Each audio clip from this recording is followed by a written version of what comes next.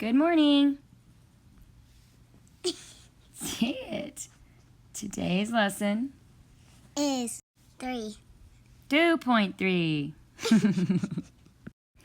Today we're going to be multiplying fractions. Our essential question is, how do you multiply a fraction? Let's unlock the problem. Sasha still has 4/5 of a scarf left to knit. If she finishes half of the remaining part of the scarf today, how much of the scarf will Sasha knit today? So remember, you can find the product of two factors by multiplying the numerators and multiplying the denominators.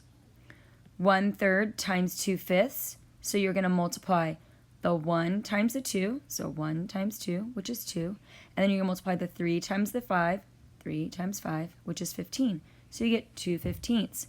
So let's multiply. We have 1/2 times 4/5, and let's write the product as simplest form at the end. So first we're going to multiply the numerators. 1/4, so we're going to say, so you have 1 and the 4, so you're going to say 1 times 4 is 4, and then you have 2 times 5, so 2 times 5 is 10, so we have 4/10.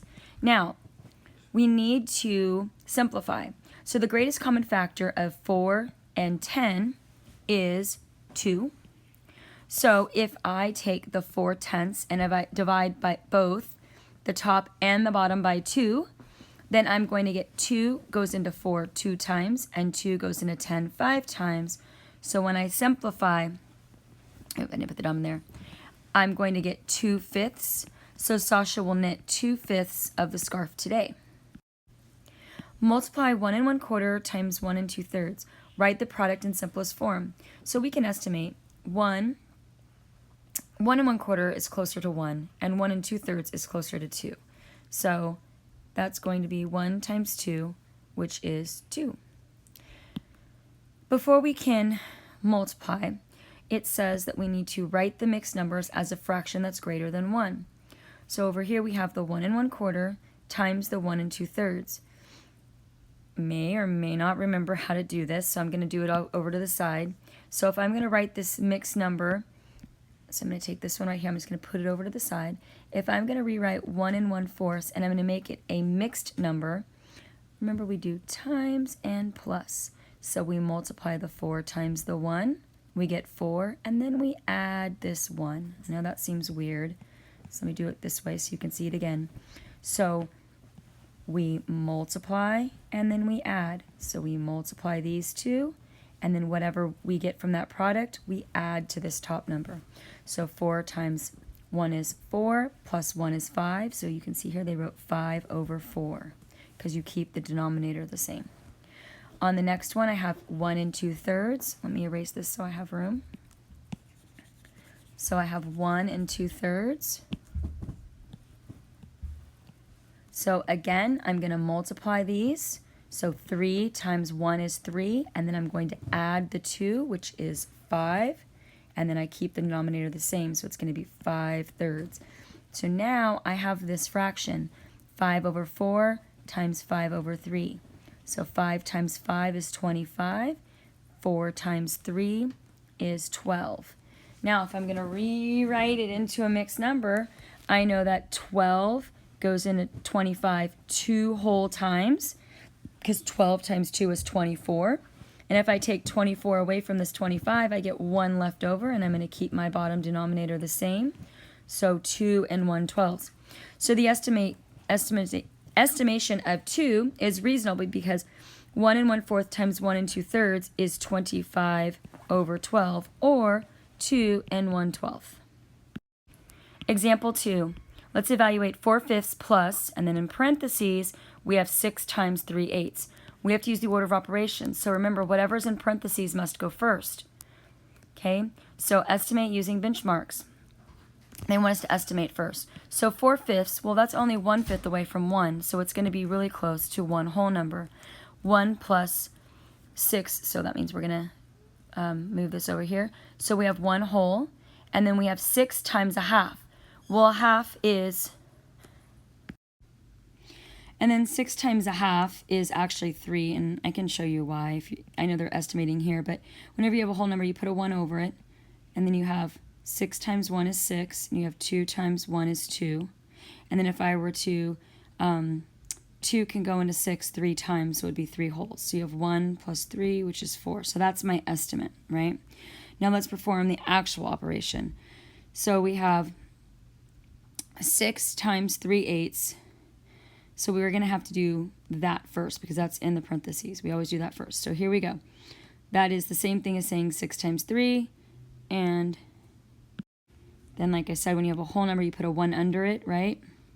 So in these parentheses, I have 6 times 3, which is 18. And then I have 8 times 1, which is 8. And then I'm going to bring down that 4 fifths plus. So now I get to simply add. However, I have bottoms that are different. And you cannot add when you have different pieces of fractions. It just doesn't work. So you have to figure out a number that both 5 and 8 multiply into. We've got to figure out that common denominator. Well, 40. So if I want both bottoms to be 40, when I'm doing this, if I want both bottoms to be 40, I have 4 fifths. I'm actually going to do it over here. And I have 18 eighths. In order for this bottom to be 40, I need to multiply it by 8. 8 over 8, right? Because whatever I do to the bottom, I do to the top. So that means this top is going to be 32. And then in order to make, sorry, I have 18 there. I did not mean to do that. This should be 8 down here. In order to make this 8 be 40, I have to multiply it by 5 over 5, right? So 8 times 5 is 40. And 18 times 5 is 90, okay? So let's go over here. They want us to write it as equivalent fractions, so we kind of already did that. We have our 4 fifths times 8, and they wrote that it's 18 times 5, which we have right there, and then they have 5 times 8, which we did over here, and they wrote in there, which is 40.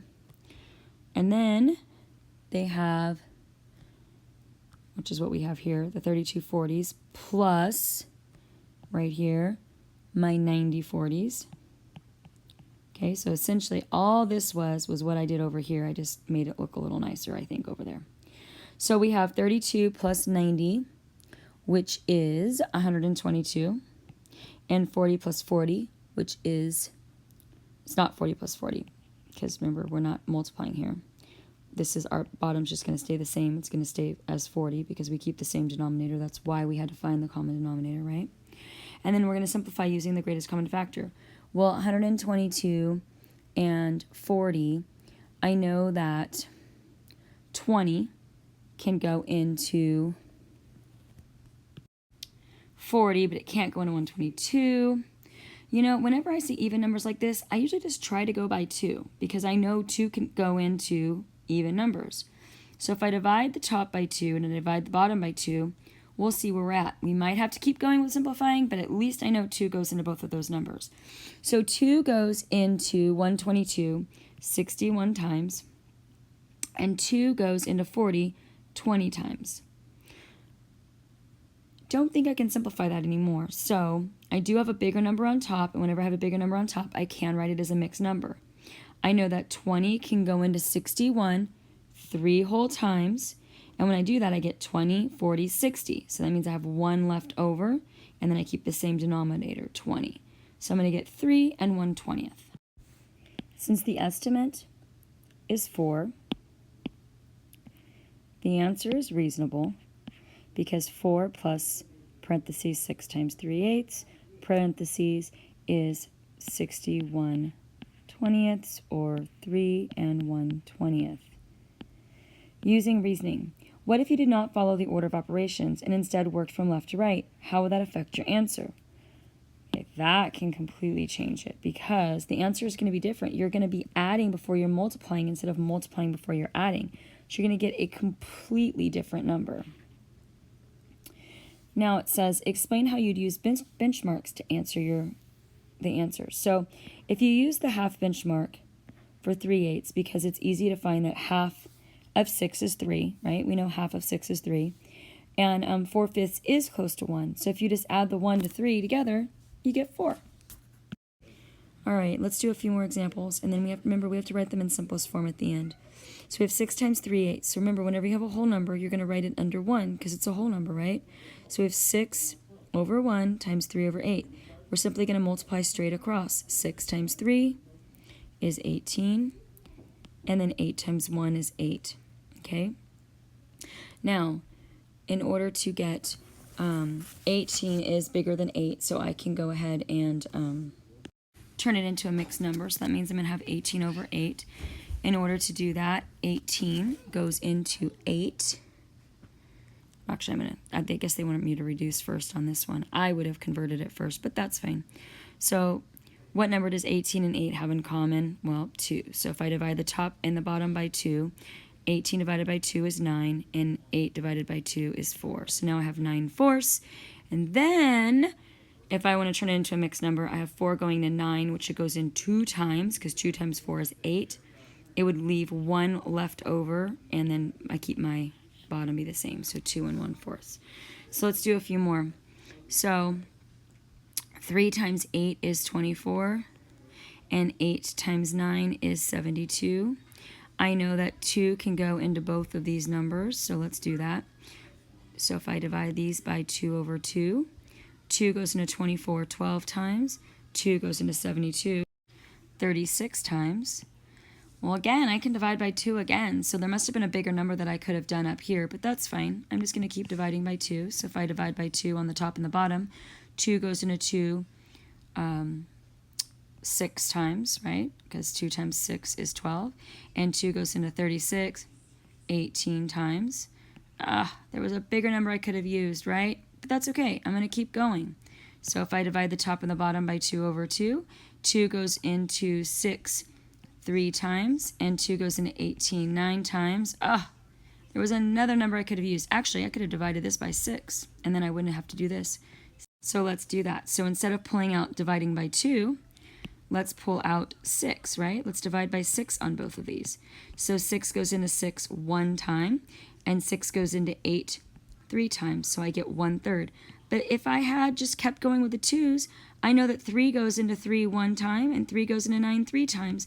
So no matter how you simplify, you're still, as long as you keep going, you're still going to get to the same answer. All right, I need you to do the rest on your own or with a partner, and I am there for you as well. Good luck.